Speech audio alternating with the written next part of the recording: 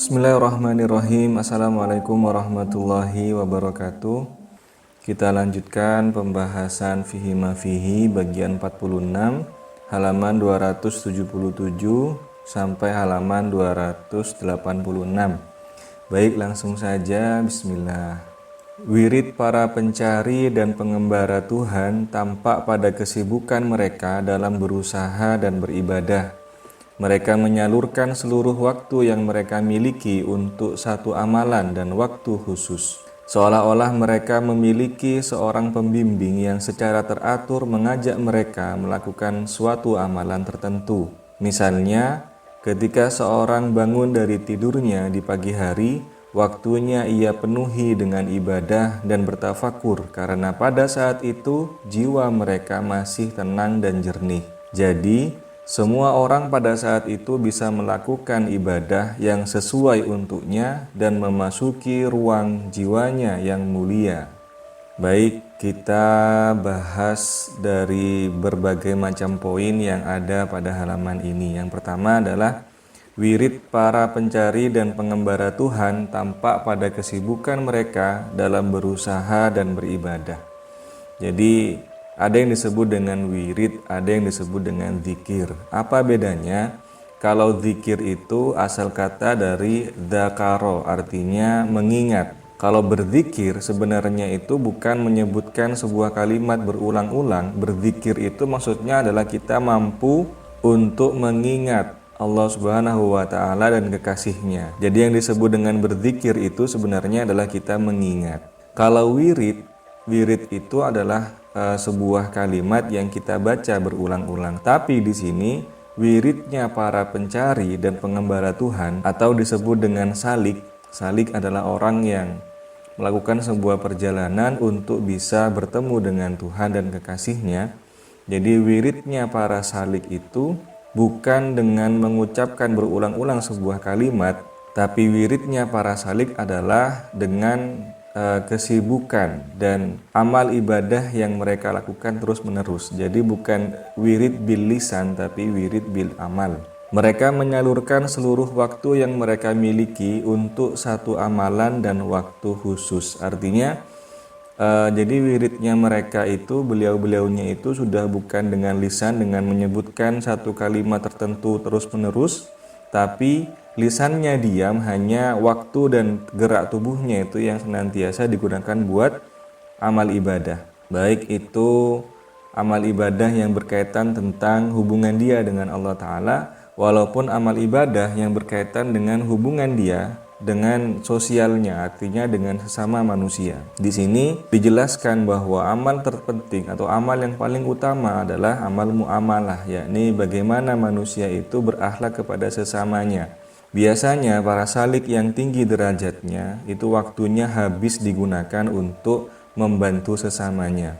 Ada sebuah kisah di mana seorang salik, seorang pencari Tuhan, setiap malamnya dikala manusia itu kebanyakan tidur, dia itu justru setelah sholat tahajud, setelah beribadah pada Allah Ta'ala, dia kemudian keluar rumah pada zaman dulu ya, kemudian dia keluar rumah. Apa yang dia lakukan? Beliau itu pergi dari masjid ke masjid untuk menimba air. Jadi kalau zaman dulu belum ada mesin sanyu, mesin penyedot air, dulu untuk mengisi air di masjid itu dengan cara ditimba. Jadi menimba air di sumur, kemudian airnya ditaruh di bak mandinya sehingga kemudian bak mandi bisa penuh dengan air. Nah, dulu beliaunya setiap malam ke masjid yang satu menimba air, kemudian mengisi baknya. Setelah bak itu penuh, kemudian pindah ke masjid satunya, menimba lagi sampai air penuh. Terus begitu. Jadi ketika pagi hari, semua masjid di daerahnya tiba-tiba airnya penuh. Nah, itu salah satu wiridnya para salik. Jadi beliau itu wiridnya bukan bil lisan tapi bil amal. Bagaimana hidupnya itu bisa meringankan beban orang lain. Jadi semakin tinggi makom manusia adalah dia yang mampu melayani sesama manusia atau mampu melayani Allah dengan cara melayani sesama. Jadi semakin tinggi makom manusia itu sebenarnya adalah ketika dia mampu menjadi seorang pelayan, abdun bagi Allah Ta'ala, bukan menjadi majikan atau orang yang dilayani. Seolah-olah mereka memiliki seorang pembimbing yang secara teratur mengajak mereka melakukan suatu amalan tertentu. Ini benar, artinya Kanjeng Nabi mengatakan bahwa kita selesai dalam perang yang kecil dan kita menuju perang yang besar. Apa perang yang besar itu? Perang yang besar adalah perang melawan diri sendiri.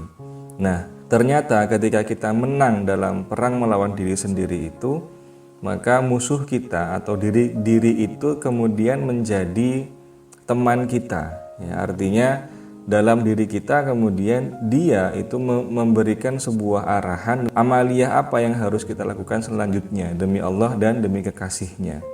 Jadi jati diri kita itulah kemudian yang mengantarkan kita untuk bisa bertemu dengan Allah dan kekasihnya. Jadi setiap waktu ketika kita dihadapkan oleh dua pilihan, kita bertanya ke dalam, ini mana yang baik? Kemudian dia bisa menjawab, asalkan dia sudah kita kalahkan lebih dulu.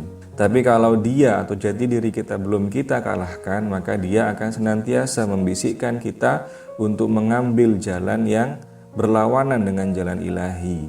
Nah, ini yang disebut dengan seolah-olah mereka, para salik, memiliki seseorang pembimbing. Siapa itu? Ya dirinya sendiri, yang teratur mengajak mereka melakukan suatu amalan tertentu.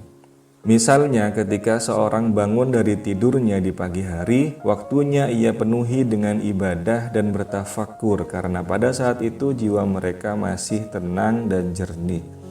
Contohnya saja ketika bangun tidur, biasanya itu orang yang benar-benar ingin bertemu dengan Allah itu sangat menjaga amaliyah gerak tubuhnya.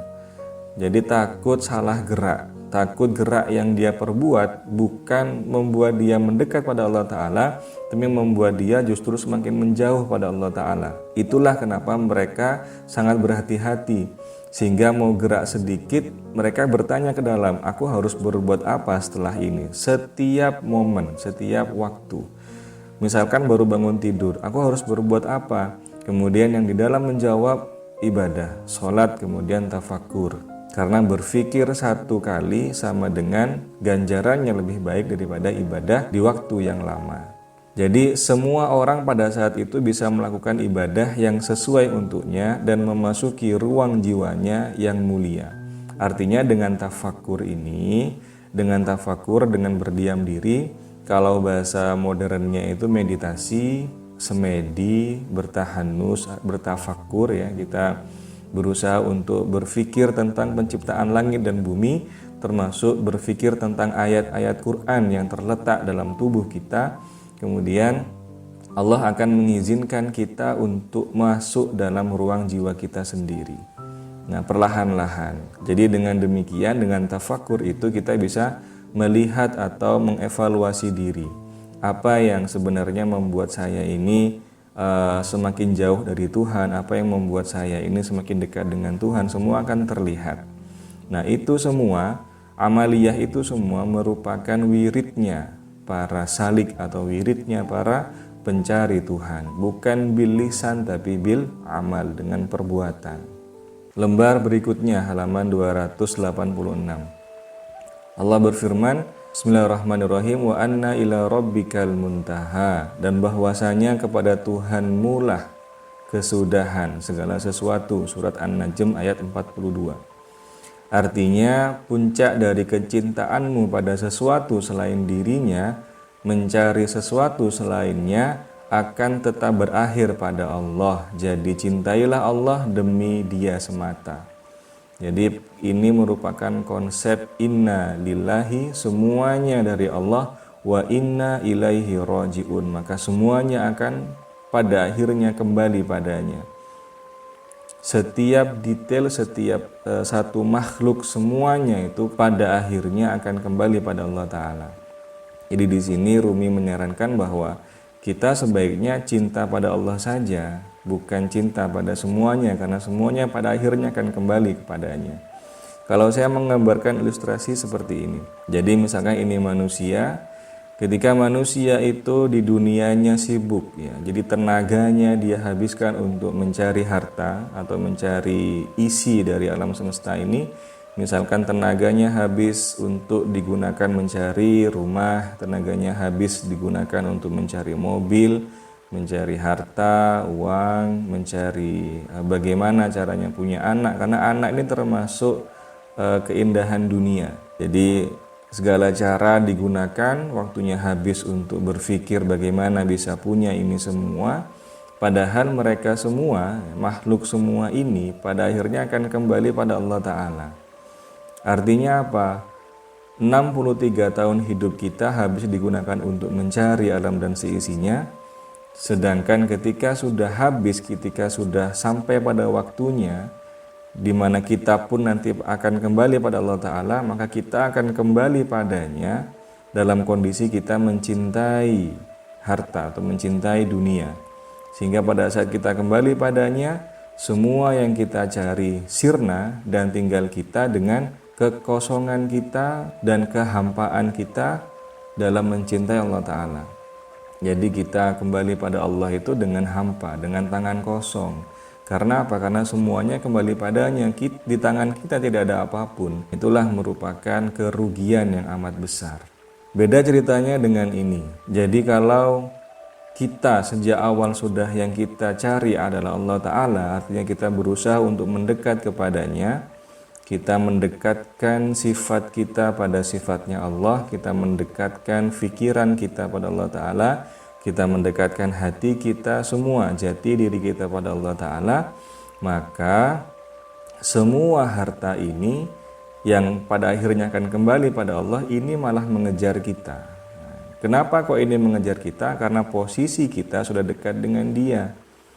Rumah, mobil, harta, anak, semuanya yang kita cari ini kan pada akhirnya akan kembali pada Allah, akan menuju ke Allah. Karena posisi kita sudah dekat dengan Allah, maka ini semua akan mengejar kita. Nah, itulah yang sering kita dengarkan, bahwasanya kalau bisa bukan kita mencari harta, tapi harta yang mencari kita. Gimana caranya? Kita memposisikan diri untuk mendekat pada sumbernya. Kita ada di tengah sini, sehingga semuanya akan menuju pada kita. Nah, itu tahap makom yang makom yang dibilang belum tinggi. Kalau kita sudah di makom yang tinggi, meskipun nanti keempatnya alam semesta dan isinya ini menuju pada kita, kita malah nanti jatuhnya itu menganggap ini ujian, bukan rizki tapi ujian. Karena apa? Karena ketika kita sudah dekat dengan sumbernya, yang kita inginkan hanya mendekat ini saja sudah cukup. Kalau kita diganggu oleh empat ini, rasanya ini hanya menjadi penghalang saja, hanya menjadi pengganggu saja. Harusnya kita bisa bermesraan dengan Sang Pencipta, tapi karena rumah yang megah itu datang, mobil yang mewah itu datang, harta yang banyak itu datang, anak yang lucu-lucu itu datang, sehingga kemudian konsentrasi kita terpecah, tidak bisa lagi fokus pada Allah Ta'ala. Nah, itulah kemudian harta itu menjadi mengganggu, bukan lagi menjadi tujuan. Ini juga bisa menjadi tips, artinya bagi kita yang sangat mendambakan hadirnya anak dalam kehidupan kita, caranya adalah bukan kita kemudian berusaha menggebu-gebu bagaimana caranya mempelajari medis agar bisa punya anak. Tidak, tapi kita fokus untuk mendekat pada Allah Ta'ala.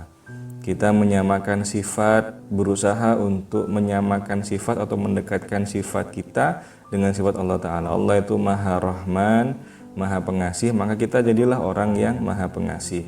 Allah itu Maha Rahim, Maha Penyayang, maka kita menjadi orang yang penyayang. Allah itu Maha Dermawan, maka kita berusaha menjadi orang yang dermawan, dan seterusnya. Ketika sifat kita sudah mendekat pada sifatnya Allah Ta'ala, berarti ada kemudahan untuk jati diri kita pun mendekat padanya. Ketika kita sudah mendekat padanya, maka yang namanya anak yang kita idam-idamkan akan didatangkan, dihadirkan sama Allah Ta'ala, insya Allah.